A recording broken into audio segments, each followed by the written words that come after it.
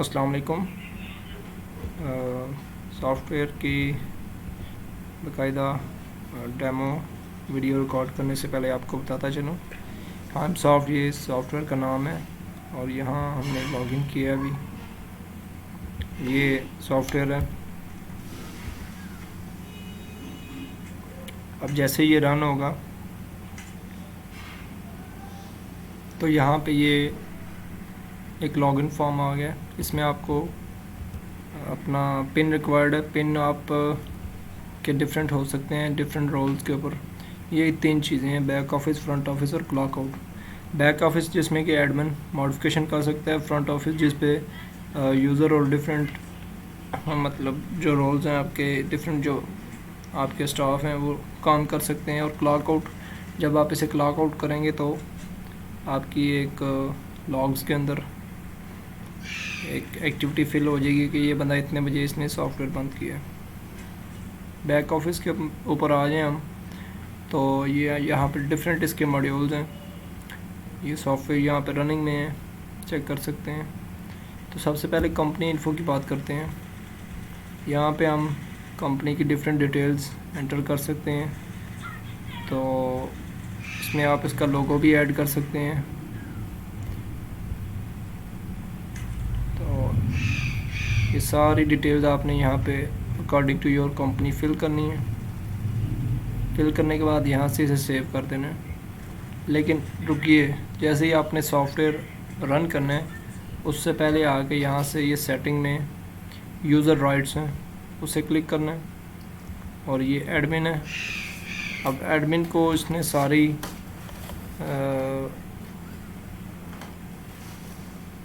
Permissions दी हुई हैं। इसे हमने टिक करके अपडेट कर देना।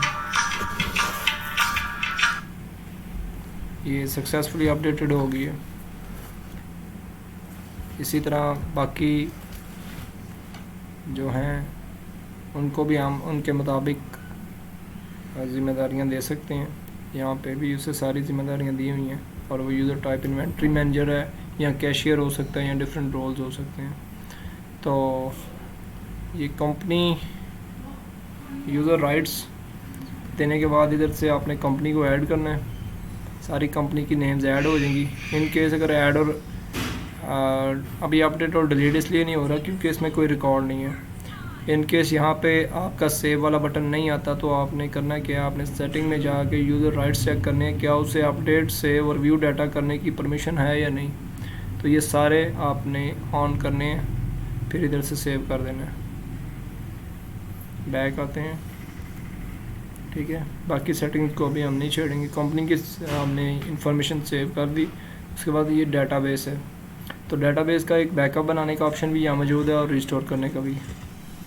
यहाँ पे आप उसे किसी भी डायरेक्टरी में एक बैकअप जनरेट कर सकते हैं और यहाँ से उसी बैकअप को आप रिस्टोर कर सकते हैं।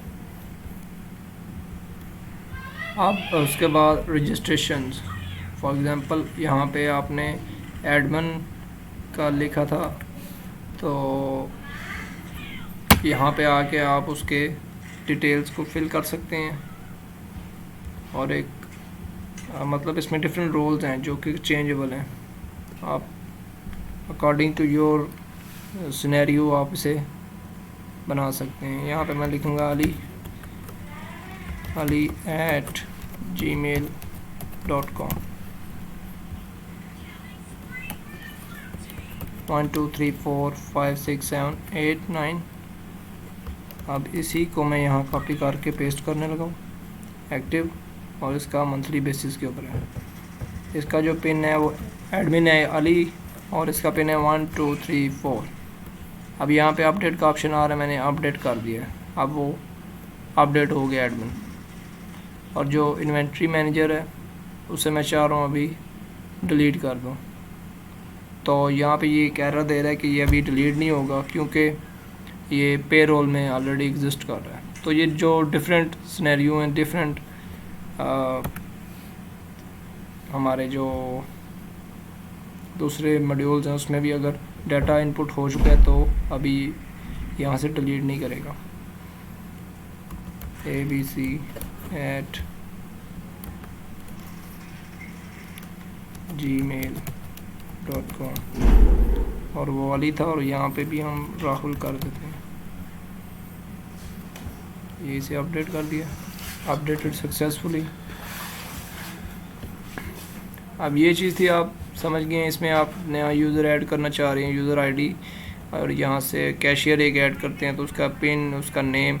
अब जब वो नेक्स्ट लॉगिन होगा तो वो अपने पिन से लॉगिन होगा और फ्रंट ऑफिस उसे ऑटोमेटिकली शो हो जाएगा, और उसमें डिफरेंट कैटेगरीज उसके हिसाब से शो हो जाएंगी, जैसे आपने उसे यहाँ पे यूज़र राइट्स जोन से दिए हुए हैं। फॉर एग्जांपल ये राहुल को मैं इधर कहता हूँ आधे राइट्स नहीं देना चाह रहा, तो उसको वही शो होंगे जो आप इधर से उसे ऑन करके जाएंगे। तो इसके बाद रजिस्ट्रेशन के बाद लॉग्स हैं।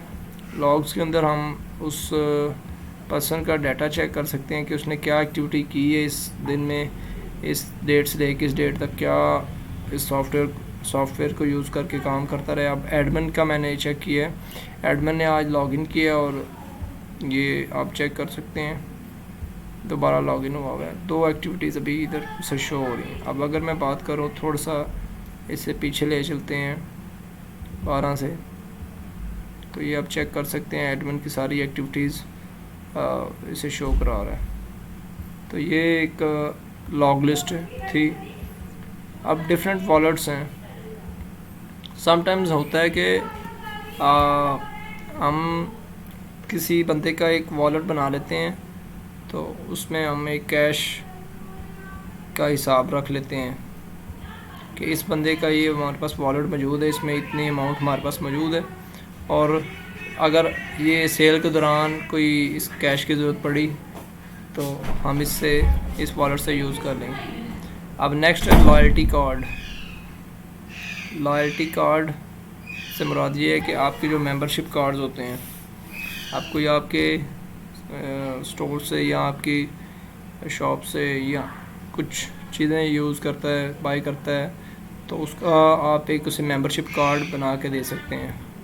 फॉर एग्ज़ाम्पल ये नेम उसे मैंने दे दिया, अमाउंट स्पेंड उसे दे दिया, और जो पॉइंट्स वैल्यू हैं कि वो कितने पॉइंट्स अचीव करता है, तो उससे कार्ड रिडीम हो गया। मतलब कार्ड इसे हम प्रिंट भी कर सकते हैं। इसके बाद यहाँ से न्यू मेंबर ऐड कर सकते हैं, ये उनके डाटा शो कराएगा नीचे, ये एक लॉयल्टी मेंबर ऐड किया गया है पहले से। तो ये जब आपके सिस्टम में इंस्टॉल होगा तो यहाँ पे तो डमी डेटाबेस ऐड है, लेकिन वो एम्प्टी होगी, तो उसमें आप इसे खुद ही ऐड किया करेंगे। यहाँ से आप उसे प्रिंट भी कर सकते हैं। ये अगर उसे व्यू कार्ड की ऑप्शन दें, तो मेरे पास अभी इधर क्रिस्टल रिपोर्ट्स नहीं है, तो जैसे वो होगा तो इसका एक स्लिप भी जनरेट करके दे दिया करेगा। यहाँ से मेंबर लेजर शो कर सकते हैं। सॉरी, यहाँ पे मैंने मेंबर की आईडी नहीं लगाई, तो ये मैं इधर से मेंबर की आईडी लगा के इसे व्यू रिपोर्ट करता हूँ। चूँकि हमने इसका कोई रिकॉर्ड भी ऐड नहीं किया, तो कोई रिकॉर्ड नहीं आ रहा इधर। यहाँ पे ये देगा सारी रिपोर्ट्स, लेकिन फिर वही बात कि क्रिस्टल रिपोर्ट्स का होना लाजमी है, जो कि उसकी वजह से ये एक्सेप्शन थ्रो कर रहा है। और उसके बाद एम्प्लॉय सेशंस। अब वो था, आपने सिलेक्टेड यूज़र आईडी को देखा, लॉग्स उसके सारे चेक कर लिए। अब जो सेशंस हैं, फॉर एग्जांपल मैंने सिस्टम लॉगिन किया था तो वो क्लॉक इन हो गया था। अब मैं सिस्टम को बंद करके क्लॉक आउट करूँगा तो वो मेरा एक सेशन क्रिएट हो जाएगा। आज मैंने अपनी अटेंडेंस करनी है, तो मैं जिस पिन से एंटर हुआ हूँ मेरी वो उसी वक्त क्लॉक इन होगी, उसने टाइम नोट कर दिया। अभी तक क्लॉक आउट नहीं हुआ। जैसे इस सॉफ्टवेयर को बंद करूँगा, यहाँ पे एक रिकॉर्ड आ जाएगा, क्लॉक आउट, इतने बजे इस बंदे ने काम छोड़ा है और इतने बजे ये सॉफ्टवेयर बंद किया। ये चीज़ थी। अब ये आप चीज़ चेक कर सकते हैं। और ये एडमिन को ही ये राइट होगा, क्योंकि ये राइट्स आप बना सकते हैं, कौन सा बंदा कौन से काम कर सकता है, कौन से मॉड्यूल्स में कर सकता है। उसके बाद मिनी बैंकिंग है, इसमें बैंक्स का सारा हिसाब किताब है। फॉर एग्ज़ाम्पल आप किसी से डीलिंग करते हैं, तो उसका सारा हिसाब किताब आप इधर एक मिनी बैंक बना सकते हैं। यहाँ पे आप एक न्यू बैंक बना सकते हैं। फॉर एग्ज़ाम्पल ये बैंक से ऐड है, उसके बाद यहाँ से उसकी ब्रांचेस भी ऐड हैं।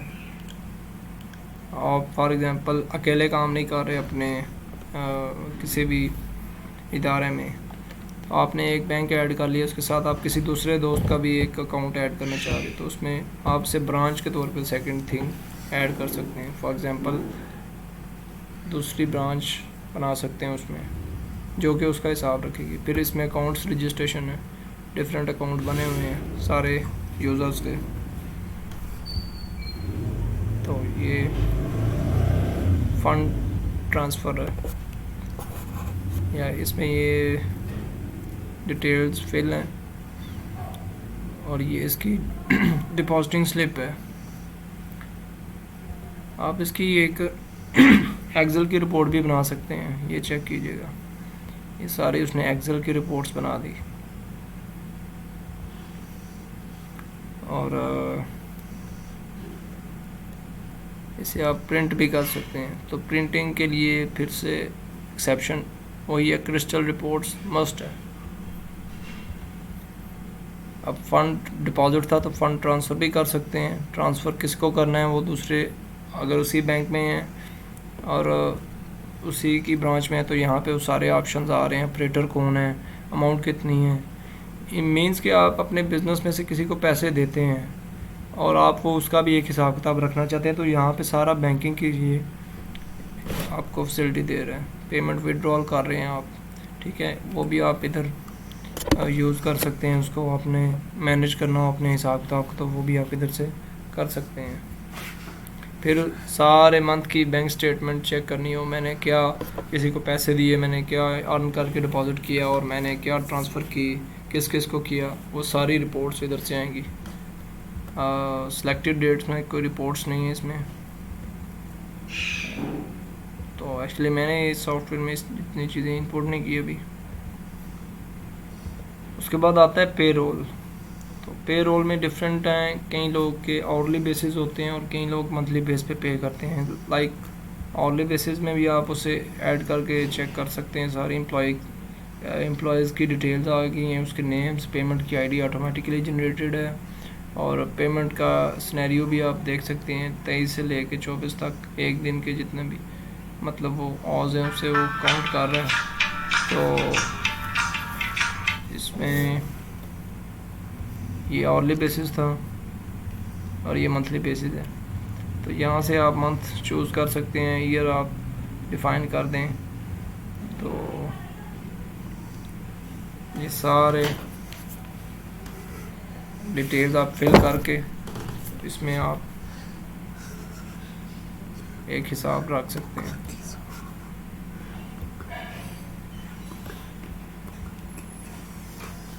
अब ये है सेल्समैन एंट्री। यहाँ पे आप न्यू सेल्समैन को एंटर कर सकते हैं। अगर आपने अपने काम के लिए किसी सेल्समैन को हायर किया हुआ है तो आप यहाँ पे आके सेल्समैन को भी एंटर कर सकते हैं। और फिर यहाँ पे आती है कैटेगरी। ज़ाहिर सी बात है, जब किसी चीज़ को ऐड करना हो आपने, तो उससे पहले उसकी कैटेगरी मस्ट है कि वो प्रोडक्ट किस कैटेगरी में फॉल करती है। तो ये सारी कैटेगरीज आपको पहले इसमें ऐड करनी पड़ेंगी। कि न्यू कैटेगरी ऐड करनी है तो न्यू क्लिक करके यहाँ पे आप लिखें, ऑलमोस्ट सारी हैं तो कुछ भी आप लिख लें, लाइक सिरप। ये तो वैसे मेडिसिन के हवाले से सेव करते हैं, तो ये कहा गई ये, लेकिन हम इसे डिलीट करते हैं अभी क्योंकि हमें इसके अंदर इस तरह की ज़रूरत नहीं है। तो ये कैटेगरी की लिस्ट आप ऐड कर सकते हैं। फिर आता है प्रोडक्ट मास्टर, मींस प्रोडक्ट की एंट्री। तो ये सारी प्रोडक्ट्स इधर ऐड हैं ऑटोमेटिकली, इतनी इसने जनरेट की हुई हैं। फिर प्रोडक्ट का नेम इसमें ऐड करना है। प्रोडक्ट आप अरेबिक नेम में भी ऐड कर सकते हैं। उसमें ये कैटेगरीज शो कर रहा है किस कैटेगरी में ये प्रोडक्ट बिलोंग करेगी, ये यहाँ पे आपने सेलेक्ट करनी है। उसके बाद प्रोडक्ट की ब्रांड क्या है, टेक्स्ट कम्युनिटी क्या है, यहाँ से आप उसे डिफ़ाइन कर सकते हैं टेक्स्ट कितना होना चाहिए। तो ये अभी 5% शो कर रहा है, लेकिन हम इसे अभी इधर से 0 कर देते हैं और अपडेट करते हैं। तो ये देखिएगा रिकॉर्ड अपडेट हो चुका है। GST लिख देते हैं इधर।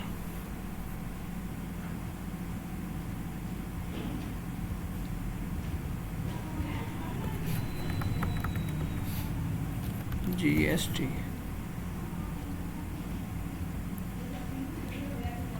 अब यहाँ पे GST शो हो रहा है और ये उसका बार कोड होगा। अगर आपकी डिवाइस के साथ आपका स्कैनर अटैच है तो ये इसे रिमूव करके यहाँ पे आपने बार कोडर को अपने सिस्टम के साथ लगा के स्कैन करना है, तो जो स्कैनर होगा ऑटोमेटिकली यहाँ पे उसका बार कोड लिख देगा। और फिर आपने परचेज यूनिट्स ऐड करने हैं। आप जो ज़ाहिर सी बात है कोई आपकी चीज़ है उसके यूनिट्स हैं, या वो केजी में होगी या पीसीज में होगी या एमएल में होगी, तो आप अपने मुताबिक यहाँ पे सारे यूनिट्स ऐड करते जाएं। ठीक है।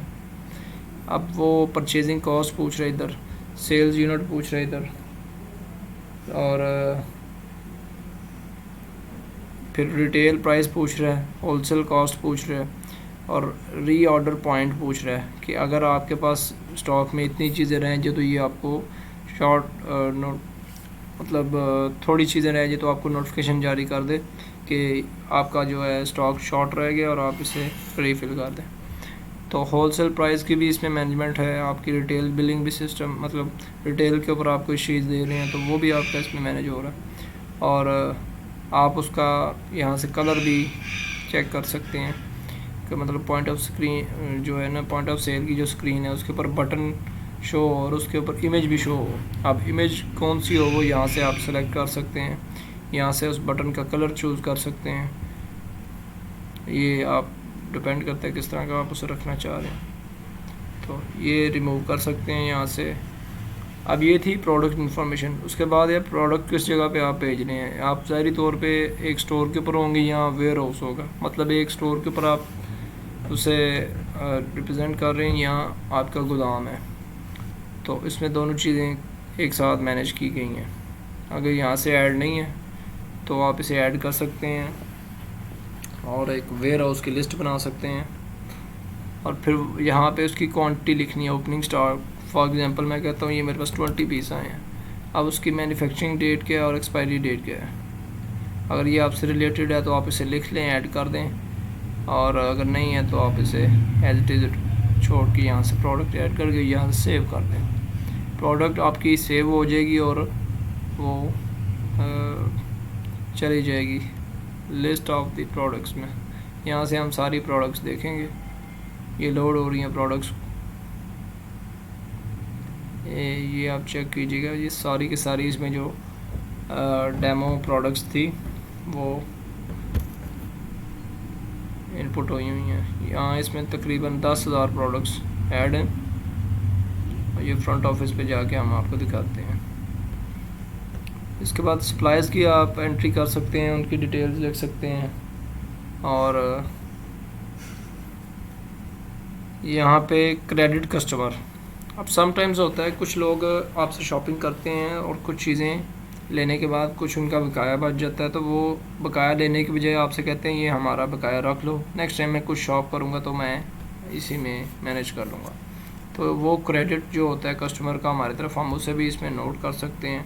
और सम टाइम होता है कि हम कुछ चीज़ें दे देते हैं लेकिन लोग उसे पे नहीं करते, मतलब उधार दे देते हैं, तो वो जो होता है दूसरा उधार का भी इधर हम इसे मैनेज कर सकते हैं। ये डेबिट का भी नीचे ऑप्शन मौजूद है, क्रेडिट डेबिट। तो यहाँ उसका कस्टमर नेम लिखेंगे, एड्रेस लिखेंगे, कॉन्टैक्ट नंबर, और कॉन्टैक्ट का जो अगर TRN नंबर मौजूद है तो वो लिखेंगे। अगर नहीं है तो हम इसे लीव कर देंगे।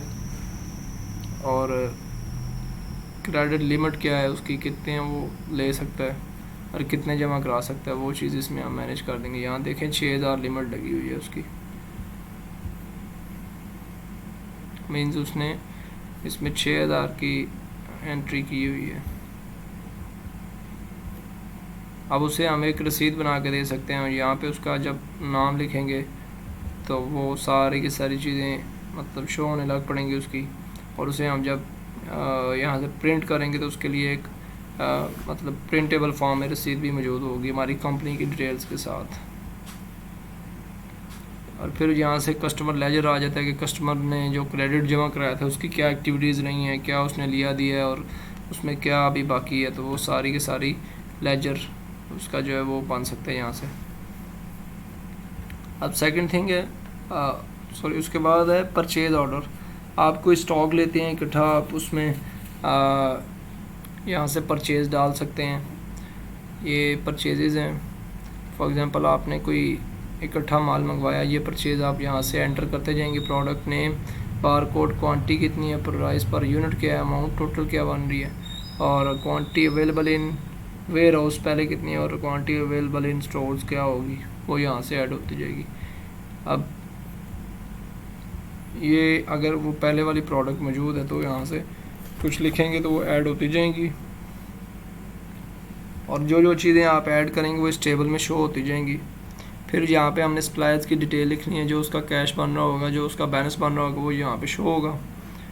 फिर हम ये सेव करेंगे, यहाँ पे सब टोटल आता जाएगा और ये एक पूरे का पूरा स्टॉक एंटर हो जाएगा, यानी कि हमने जो परचेज आई थी वो उसे एंटर कर दी। अब ये उसकी मज़ीद एक मैनेजेबल फॉर्म है। यहाँ पे जो आप परचेज़ कर रहे थे वो आपका ऑर्डर था, और यहाँ पे जो आपका परचेज़ है वो आपका पूरी स्टॉक की इंफॉर्मेशन है, और वो मुकम्मल मैनेजेबल फॉर्म में आ रही है। ये wait a minute, purchase order था और ये स्टॉक ऑर्डर है, ठीक है, ये इनवॉइसेस से नज़र आ रहा है।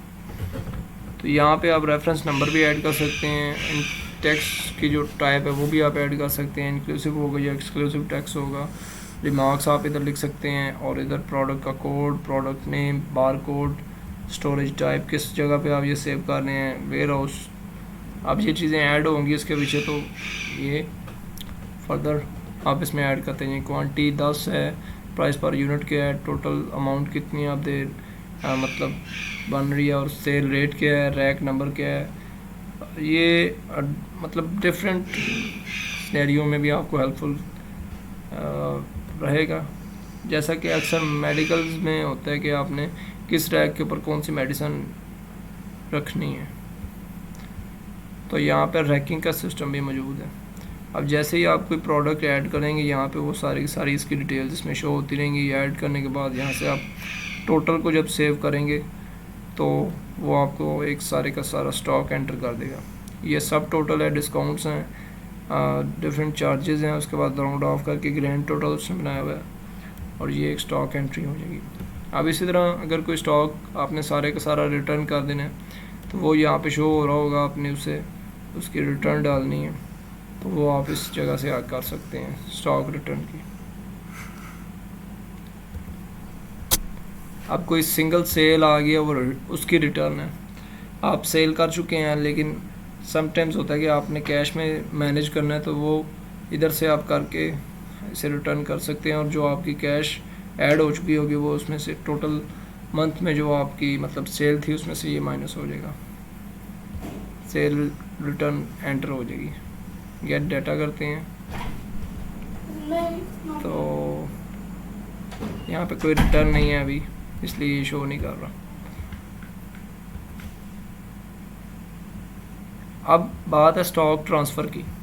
Stock transfer from warehouse to store, stock transfer from warehouse to warehouse, या stock transfer from store to warehouse. Sometimes होता है कि हमारे पास जो फिज़िकल अपना स्टोर होता है सामने, उसके अंदर चीज़ें ख़त्म हो जाती हैं, लेकिन जो हमने रिकॉर्ड अपने वेयर हाउस में ऐड किया हुआ था, जो स्टॉक हमने उधर ऐड किया था, उसे हम अपने स्टोर पे लाना चाह रहे हैं, तो उसे वैसे तो हम ले आते हैं, लेकिन अपने रिकॉर्ड में रखने के लिए, अपने सॉफ्टवेयर में अपडेट करने के लिए हम इधर भी उसे कर देंगे। तो इधर से जब ऐड करेंगे तो वो इशू कर देगा जी आपका ये स्टॉक वेयर हाउस से स्टोर में आ गया, ठीक है। तो उसकी ये सारी लिस्ट बनती जाएगी इधर।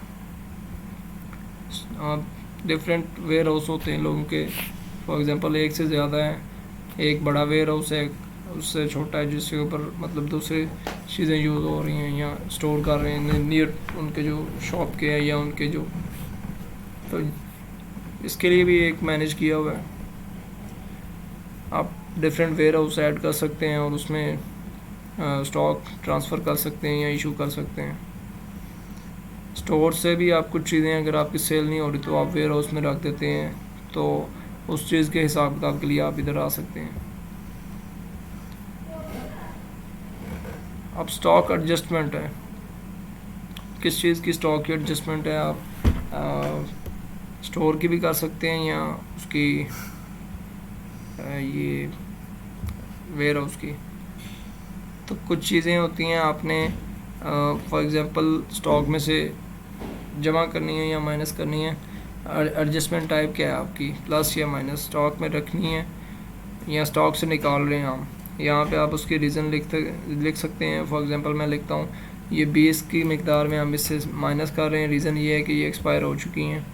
तो वो चीज़ इधर करके हम इसे ऐड कर सकते हैं। तो यहाँ से हम एडजस्ट कर सकते हैं। ये लोड प्रोडक्ट्स कर रहा है तो यहाँ पे आपको सारी की सारी प्रोडक्ट लिस्ट दिखा देगा। गेट डेटा, ये उसने स्टॉक एडजस्ट किया हुआ है कि प्रोडक्ट 24 है और ये प्लस की गई हैं 5 की क्वांटिटी में। ठीक है, यहाँ से आप एडजस्ट कर सकते हैं अपने स्टोर को भी, अपने वेयर हाउस को भी। अब रैकिंग है, डिफरेंट स्टोर्स में या डिफरेंट फील्ड्स में, फर्म्स में ये चीज़ यूज़ होती है कि आप एक रैक नंबर इधर ऐड कर लें, उसके ऊपर डिफरेंट टाइप की मेडिसिन आपने रखनी है या डिफरेंट टाइप के अपने प्रोडक्ट्स रखनी है, जो भी है आप उसे इसमें काउंट करके लिख सकते हैं। Rack number 1, rack number 2, shelf number क्या है, उसके ऊपर कौन सी प्रोडक्ट होगी। अब रैकिंग के अंदर सारी हमने शेल्फ्स ऐड करनी है जो आपने नंबरिंग फिज़िकल आपने लगाई होंगी। उसके बाद प्रोडक्ट लोकेशन, अब यहाँ से आके हमने उस प्रोडक्ट को ऐड करना है और ये आप बता रहे हैं रैक नंबर 1 में है, प्रोडक्ट कोड ये है और ये उसका नाम है, पोजीशन उसकी मिडल होगी। और यहाँ से फिर आप प्रोडक्ट नेम से भी सर्च कर सकते हैं, रैक नंबर पे भी। आप यहाँ पे कोई प्रोडक्ट नेम लगाते हैं या रैक नंबर लगाते हैं तो उसके अकॉर्डिंगली उस रैक में जितने भी प्रोडक्ट्स मौजूद हैं वो आपको शो हो जाएंगी। ये आप खुद अपने हिसाब से मैनेज कर सकते हैं। फिर पेमेंट्स का आ जाता है कि आपने समटाइम स्टॉक लिया, आप किसी सप्लायर को कैश पे कर रहे हैं या उसका हिसाब किताब रखना है तो आप वो इधर से कर सकते हैं, जो कि बैंकिंग से हट के होगा। फॉर एग्जांपल आपने अपने एक पर्सनल हिसाब किताब के लिए बैंक का रखा था, लेकिन अपने बिज़नेस के हिसाब किताब के लिए ये सप्लायर को अगर कुछ पे करना है तो वो आपने इधर से करना है। एक्सपेंसेस भी इसमें ऐड हैं, डायरेक्ट एक्सपेंसेस होते हैं और इनडायरेक्ट। फॉर एग्जांपल आप डेली बेस पे कुछ यूज़ करते हैं और आपके जो मंथली बेसिस के ऊपर एक्सपेंसेस होते हैं, फॉर एग्जांपल फ्यूल कॉस्ट्स होती हैं या रेंट्स होते हैं या इलेक्ट्रिसिटी कॉस्ट होती हैं, तो उनकी आप इधर से आगे टाइप ऐड कर सकते हैं और वो आप इसे पहले टाइप ऐड करेंगे, फिर एक्सपेंस मास्टर होगा कि आपका जो एक्सपेंस नेम है वो क्या है, एक्सपेंस टाइप कौन सी है, डायरेक्ट इनडायरेक्ट है, और फिर वो यहाँ से एक्सपेंस को सर्च भी कर सकते हैं, फिर अपडेट कर देंगे इधर से या डिलीट कर देंगे। और एक और चीज़, हम किसी को वाउचर देते हैं कि अगर आपको कोई चीज़ हम दे रहे हैं तो उसके ऊपर अगर आप ये वाला वाउचर अप्लाई करते हैं तो वो आपको मतलब थोड़ा सा ऑफ में मिल जाएगा, ये चीज़ इधर आ जाएगी। नेम क्या है, उसकी डिटेल्स क्या है, पेमेंट मोड क्या है, बाई कैश है या बाई चेक है। आप ये ऑर्डर डिटेल्स हैं, इसमें डिफरेंट चीज़ें हैं, ये नोट ऐड कर सकते हैं और जो चीज़ आप ऐड करेंगे वो इधर आएगी। उसके बाद है barcode printing, label printing. For example आपने कोई चीज़ रखी हुई है अपने स्टोर में या अपने किसी भी बिज़नेस में, तो उसके ऊपर बारकोड नहीं बने हुए, तो आप यहाँ से आके प्रोडक्ट का नेम लिखें और वो उसका, मैं अभी एक कीवर्ड से सर्च करूँगा ए से, आप ये चेक करें ये सारी की सारी प्रोडक्ट्स हैं, इसके बारकोड उसके अकॉर्डिंगली जनरेटेड हैं। अगर फॉर एग्जांपल यहाँ पे बारकोड जनरेट नहीं था तो मैं इसे सिलेक्ट करके सिंपल इसी को सिलेक्ट करूँगा और मैं जनरेट बारकोड का बटन प्रेस कर दूँगा और वो मेरे लिए एक स्टिकर जनरेट कर देगा जो कि मैं उसके ऊपर लगा सकूँगा अपनी प्रोडक्ट के ऊपर। अब उसके बाद ये एक point of sale work period, कि ये पॉइंट ऑफ सेल कितनी देर से काम कर रहा है आप चेक कर सकते हैं। इसमें शो करेंगे तो ये उसकी हिस्ट्री दिखा देगा। ये मतलब जो आपकी एक ओपनिंग बैलेंस होता है और जो आपका क्लोजिंग बैलेंस होता है वो इसका भी आपके पूरे माह का हिसाब रख सकता है, या पूरा आप जब भी उसे क्लोज करते हैं। तो ये बाय मंथ हम इसे रखते हैं। जब मंथ का स्टार्ट होता है तो उसमें ओपनिंग बैलेंस लगाते हैं कि हमने इस मंथ में इतना बैलेंस ओपन किया, और उसके बाद क्लोजिंग आईडी या क्लोजिंग बैलेंस ये होगा, तो वो इसका हिसाब भी इधर रख रहा है। फिर पॉइंट ऑफ सेल के रिकॉर्ड्स होते हैं, जो टुडे सेल्स होती हैं वो सारी आप इधर से देख सकते हैं। ये आप चेक कर सकते हैं, उसने सारी की सारी इधर सेल्स दिखा दी हैं जो कि आज के दिन में हुई हैं, और वो सारा डाटा शो कर रहा है इधर। और वो आप इसे डेट सेट कर सकते हैं, उसके दौरान चेक कर सकते हैं क्या सेल्स हैं। इधर से आप उसको चेक करते हुए दोबारा उसे व्यू करा सकते हैं। फिर पॉइंट ऑफ सेल की रिपोर्टिंग है। अब यहाँ से सारी की सारी रिपोर्टिंग को आप मतलब लेजर फॉर्म में भी चेक कर सकते हैं, और जो पॉइंट ऑफ सेल की रिपोर्ट्स थी उसे आप मतलब प्रिंट आउट भी कर सकते हैं। अभी इसमें रिकॉर्ड नहीं शो होगा क्योंकि मैंने ऐड नहीं किया गया। अकाउंटिंग की कुछ रिपोर्ट्स होती हैं जो कि इस सॉफ्टवेयर में बड़ी फुल फ्लेज्ड इंस्टॉल की गई हैं, बनाई गई हैं इसके लिए। इसमें डिफरेंट कैटेगरी की रिपोर्ट्स हैं, जैसा कि जनरल एंट्री है, प्रॉफिट एंड लॉस है, बैलेंस शीट है, कार्ड प्रोसेसिंग है, टैक्स समरी है, और सारा टैक्स का हिसाब भी इसमें मैनेज किया गया। परचेज डे बुक है, ट्रायल बैलेंस है, और परचेज आइटम हिस्ट्री है। अब ये क्विक लिंक्स हैं इधर, ठीक है, जो कि डिफरेंट बायर आपको नज़र आ रहे थे मॉड्यूल्स, वो इधर क्विक लिंक्स हैं। परचेज रिटर्न है, वाउचर्स है, स्टॉक एडजस्टमेंट है, इनपुट टैक्स, आउटपुट टैक्स, ये चीज़ें कुछ नहीं हुए इधर, क्योंकि अभी रिकॉर्ड नॉट फाउंड का ऑप्शन दे रहा है। तो रिकॉर्ड एंटर करेंगे, सारी चीज़ों को आप यूज़ करेंगे उसके बारे में, तो आप इसमें ये टैक्स की कैलकुलेशंस कर सकेंगे। सप्लायर्स का नेम ऐड करना है, और क्या उसका मतलब किस डेट से ले किस डेट तक आप उसे चेक करना चाह रहे हैं। सप्लायर लेजर चेक कर सकते हैं, उसका क्या हिसाब किताब है हमारे साथ, वो चेक कर सकते हैं। जनरल डे बुक चेक कर सकते हैं, जनरल लेजर, कैश बुक और क्रेडिटर लिस्ट चेक कर सकते हैं। अब जो चीज़ हमने प्रोडक्ट एंट्री के वक्त हमने चेक एक लिखा था 10 आइटम से कम हो तो हमें ये शो करने लग पड़े। अवेलेबल स्टॉक क्या है, हमारे आउट ऑफ स्टॉक क्या चीज़ें हैं, लो स्टॉक क्या है, एक्सपायर्ड आइटम क्या है। तो वेयर हाउस में जो चीज़ मतलब ये चेक करा रहा है, स्टोर में भी ये चेक करा रहा है, और जो सेल्समैन का लेजर और कमीशन परसेंटेजेस हैं वो भी इधर आपको कैलकुलेट करके देगा। सेल्समैन को जो एंटर हमने किए थे जब वो अपना काम करेगा तो उसकी भी जो अगर हमने कोई परसेंटेज सेट की होगी तो वो इधर से आगे शो कराता रहेगा, या हम व्यू रिपोर्ट कर सकते हैं। चूँकि हमने अभी सेल्समैन की कोई इधर कमीशन सेट नहीं की इसलिए ये नहीं कर रहा। तो ये लेजर भी सेल्समैन का शो कर सकता है, आपने उसका चेक करना है क्या हिसाब किताब है, उसे क्या पे हुआ है क्या नहीं। तो ये ऊपर क्विक टूल्स हैं सारे,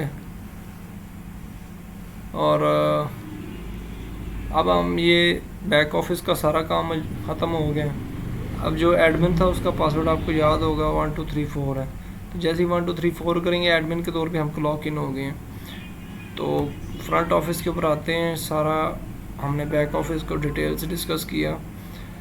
ये फ्रंट ऑफिस है, यहाँ पर डिफरेंट टाइप की कैटेगरीज हैं जो कि लेफ़्ट साइड पे आ रही हैं। अब आप इस कैटेगरी पे क्लिक करेंगे तो ये सारी उसकी प्रोडक्ट्स आ गए हैं जो हमने 1 बाय 1 ऐड की थी।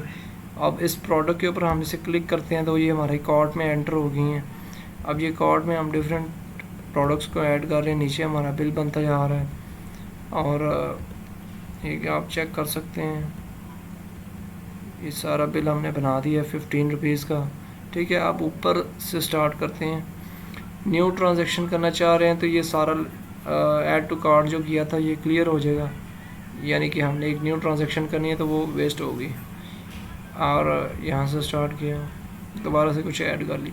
अब स्कैन आइटम का क्या मतलब है, सामने कोई स्कैनर साथ ऐड किया हुआ है, स्कैन इसे क्लिक करेंगे तो वो जो बारकोड स्कैनर होगा वो एक्टिव हो जाएगा, और उसके सामने से अगर आप चीज़ गुजारेंगे जो कि प्रोडक्ट एंट्री इसमें की हुई थी और उसका बारकोड ऐड था तो वो यहाँ पे ऐड हो जाएगा, स्कैन हो जाएगा।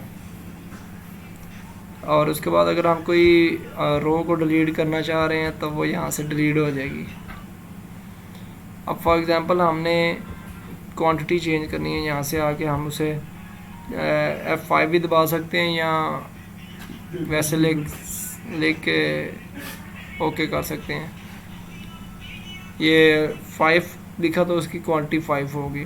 अब कोई रेट चेंज करना है तो हमने इसका रेट इधर से भी चेंज कर सकते हैं, लेकिन ये डेटाबेस में चेंज नहीं होगा। यहाँ पे आपको फिजिकली इस कार्ड के अंदर रेट चेंज कर देगा, मतलब on the spot rate change करने। तो 1.5 है तो हम 1 कर देते हैं। आप देखें 5 हो गया उसका, जो यहाँ पे वो 1.5 था तो ये 1 हो गया। आप उसके साथ आइटम डिस्काउंट, आपने उसको कितने % डिस्काउंट देना है, या परसेंटेजेस दे सकते हैं या अमाउंट का दे सकते हैं। यहाँ पे आप अगर उसे 20% देते हैं टोटल में से, तो ये देखिएगा 20% डिस्काउंट करके उसकी अमाउंट 7 रह गई है। आइटम डिस्काउंट हुई इस चीज़ के ऊपर, ठीक है, मतलब 1x5 होता है, लेकिन उससे 4 चार्ज कर रहे हैं। इस आइटम के ऊपर हमने उसे डिस्काउंट दे दिया। आप पूरे बिल के ऊपर डिस्काउंट देना चाह रहे हैं, 7 रुपीज़ बिल है उसका, तो हम उसे कहते हैं 50% आपको डिस्काउंट देते हैं। जैसे 50% डिस्काउंट दिया, 3.5 बिल रह गया। देखा आपने। अब कोई चीज़ आप इसके ऊपर काम कर रहे हैं, आपको मिलती नहीं है, बार बार आप इसके अंदर आते हैं, प्रोडक्ट चेक करते हैं, आपको कोई चीज़ चाहिए, आपको मिल नहीं रही, तो आप यहाँ से फाइंड आइटम का मॉड्यूल ऑन कर सकते हैं। प्रोडक्ट नेम से भी आप सर्च कर सकते हैं, कैटेगरी से भी सर्च कर सकते हैं, प्रोडक्ट आईडी से भी, बार कोड से भी। प्रोडक्ट नेम से सर्च करना चाहूँगा, यहाँ से ए लिख के अगर यहाँ सर्च करूँ तो उसके अकॉर्डिंगली सारे के सारे जो भी प्रोडक्ट्स हैं वो ये लोड कर देगा। अब ये देखें आपके सामने सारी प्रोडक्ट्स लोड होगी ए के हिसाब से। अब आपको जो चीज़ चाहिए वो इसमें नेम लिखें जो आपने ऐड की हुई हैं, और वो इधर से लोड कर देगा। मैं इसे ऐड करता हूँ, डबल क्लिक किया और ये कार्ट में आ गई एयर फ्रेशनर। अब समटाइम्स होता है कि हमारे पास होल्ड करनी पड़ जाती है ट्रांजैक्शंस के। कुछ कस्टमर्स होते हैं कि लाइक आपने चीज़ ली और थोड़ा चॉइस के लिए टाइम लेते हैं कि मैं थोड़ी चीज़ें और देख लूँ, तब तक आप मेरी जो है ना ये ट्रांजैक्शन होल्ड कर दें, इसे वेस्ट ना करें। लाइक न्यू ट्रांजैक्शन पे ना जाएं, तो आप होल्ड करने के लिए इसे होल्ड करेंगे, सक्सेसफुली होल्ड। यहाँ से वो जो है कार्ट आपका एम्प्टी तो हो गया, आप किसी और ट्रांजैक्शन के लिए यूज़ कर सकते हैं, लेकिन ये वेस्ट नहीं हुआ। ये जो ट्रांजैक्शन होल्ड हुई थी, आप इधर से आके उसे दोबारा लोड कर सकते हैं। तो ये देखें दोबारा लोड हो गई है, तो आप इसे फिर कैरी ऑन कर सकते हैं। फिर बिल रीप्रिंट की ऑप्शन है, आप यहाँ से चेक कर सकते हैं, इनवॉइस नंबर लगा के उससे जो सा भी बिल आप निकालना चाह रहे हैं, आप दोबारा रीप्रिंट का ऑप्शन दे सकते हैं। तो ये आप चेक कर सकते हैं। इसके ऊपर डिफरेंट फंक्शंस थे जो मैंने आपको चेक करा दिए। फिर नीचे इसके क्विक लिंक्स हैं। सेल्समैन न्यू एंटर करना है, इधर से आप कर सकते हैं, जो कि बैक ऑफिस में जाके हो रहा था। उसके बाद बिल का एक नोट आपने लिखना है, कुछ आप यहाँ रख सकते हैं अपने नोट्स के लिए। ये छोटा सा एक बना हुआ है बॉक्स, कीबोर्ड भी आप इधर से ऐड कर सकते हैं। और प्रोडक्ट कोई न्यू ऐड करनी है, आप इधर ही रहते हुए कर सकते हैं, बैक ऑफिस में जाने की ज़रूरत नहीं है। सेल्स कोई रिटर्न करनी है, आप इधर से ही कर सकते हैं। कस्टमर रिसिप्ट, आपने कस्टमर को कोई क्रेडिट उसका जमा करना है। फॉर एग्जांपल हमने बात की थी क्रेडिट की, कोई कस्टमर पैसे अपने रखवाना चाह रहा है तो वो इधर से कर सकते हैं। कस्टमर का लेजर जनरेट करना है, वो भी इधर से कर सकते हैं। पॉइंट ऑफ सेल रिकॉर्ड, जो आज की सारी सेल्स हैं वो इधर से देख सकते हैं। और कैश ड्रॉअर का ऑप्शन, अगर आपने साथ इसके कैश ड्रॉअर भी ऐड किया हुआ है तो ये इधर से कैश ड्रॉअर, इस बटन को क्लिक करेंगे तो आपका ऑटोमेटिकली जो लॉक हुआ होगा वो ओपन हो जाएगा। अब क्लॉक आउट का ऑप्शन क्या, आपका जो टाइम है काम करने का 6 बजे आप या 7 बजे या जब भी आपका टाइम है वो पूरा हो गया, आप यहाँ से क्लॉक आउट करते हैं, आपकी अटेंडेंस भी लग जाएगी और सिस्टम भी बंद हो जाएगा। Close register, for example month की एंडिंग हो गई है, जो आपने ओपनिंग बैलेंस लिखा था और रजिस्टर क्लोज करना चाह रहे हैं, यहाँ से क्लोज कर सकते हैं। लॉग आउट करके आप बाहर जाना चाह रहे हैं तो भी आप लॉग आउट कर दें, या लॉक स्क्रीन करना है तो ऐसे हो जाएगा। इस सॉफ्टवेयर को कोई भी यूज़ नहीं कर सकता जब तक इधर पिन नहीं लगनी। मैं दोबारा पिन लगाता हूँ और लॉग आउट करता हूँ। जैसे ये लॉग आउट किया, ये दोबारा उस फॉर्म पे आ गया। अब चूँकि सारी चीज़ें आपको बता दी, थर्ड चीज़ थी क्लॉक आउट। अब जैसे इसे क्लिक करते हैं are you sure you want to clock out. तो ये उसने एक अटेंडेंस सिस्टम भी उसमें ऐड कर दिया कि एडमिन इतने बजे क्लॉक आउट हुआ। तो ये था सारा सॉफ्टवेयर, उम्मीद है आपको पसंद आया होगा। बाकी जो चीज़ें आपको समझ नहीं आई आप दोबारा मुझसे कंसल्ट कर सकते हैं और आप इसमें मेरे साथ कंसल्ट कर लें उस चीज़ के ऊपर।